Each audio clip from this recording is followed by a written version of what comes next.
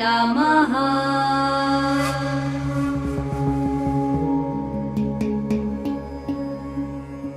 विकटोत्कटसुन्दरदन्तिमुखं भुजगेन्द्रसुसर्पगदाभरणं गजनीलगजेन्द्रगणाधिपतिं प्रणतोऽस्मि विनायकहस्तिमुखम्।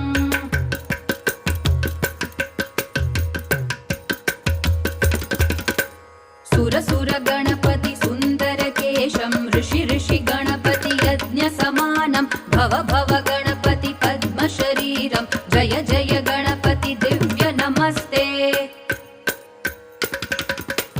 गजमुखवक्त्रं गिरिजापुत्रं गणगुणमित्रं गणपतिमीशप्रियं गणपतिमीशप्रियं गणपतिमीशप्रियम्। करधृतपरशुं कङ्कणपाणिं कबलितपद्मरुचिं सुरपतिवन्द्यं सुन्दर